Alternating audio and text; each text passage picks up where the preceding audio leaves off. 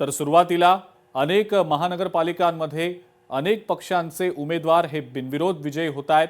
त्याचा सुरुवातीला आपण आढावा घेऊया। भाजपचे आतापर्यंत 11 उमेदवार बिनविरोध विजयी झालेले आहेत। मतदान होण्यापूर्वीच भाजपचा 11 जागांवर विजय झालेला आहे। कल्याण, डोंबिवली, धुळे, पनवेल आणि भिवंडीमध्ये भाजपला विजय मिळालेला आहे।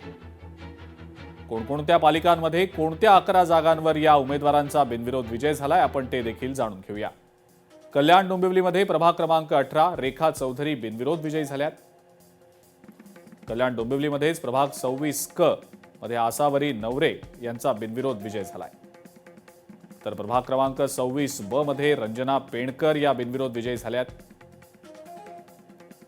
आणि प्रभाग क्रमांक 27 अ मध्ये मंदा पाटील यांचाही बिनविरोध विजय झालाय।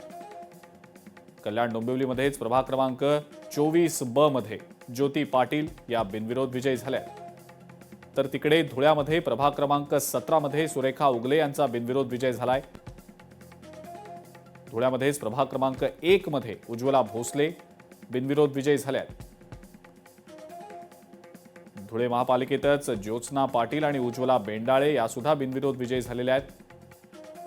तर भिवंडी महापालिकेमध्ये सुमित पाटील जे माजी खासदार कपिल पाटील यांचे पुतणे आहेत ते सुद्धा बिनविरोध विजयी झालेत। पनवेलमध्ये प्रभाग क्रमांक 18 मध्ये नितीन पाटील यांचाही बिनविरोध विजय झालाय। तर आतापर्यंत 11 भाजपचे उमेदवार हे बिनविरोध विजयी झालेले आहेत। छत्रपती संभाजीनगरमध्ये पालिका निवडणुकीची रणधुमाळी सुरू आहे, पण याच निवडणुकीसाठी छत्रपती संभाजीनगरमध्ये सर्वाधिक बंडखोरी भाजपमध्ये झाल्याचं समजतंय। सर्वाधिक अपक्ष उमेदवारी सुद्धा भाजपमधून असल्याचं समजतंय।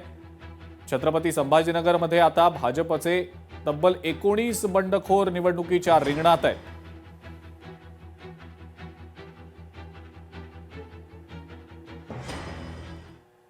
नाशिक भाजपमधला अंतर्गत वाद उफाळून आता बाहेर येत असल्याचं दिसतंय। भाजप शहर सरचिटणीस अमित घुगे नाराज आहेत।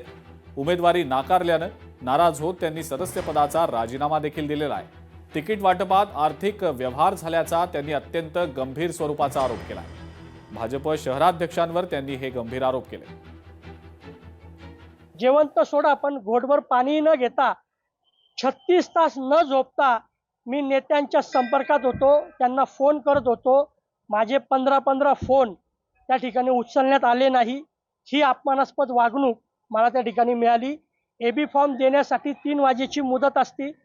प्रयत्न सोडायचे नाही म्हणून मी 3 वाजेपर्यंत प्रयत्न करत होतो, परंतु मला त्या ठिकाणी अतिशय अपमानाची वागणूक मिळाल्यामुळं उमेदवारी न मिळण्याच्या दुःखापेक्षा जी वागणूक मिळाली त्याचं दुःख मला मोठं आहे आणि म्हणून ही मी भूमिका आज घेतली।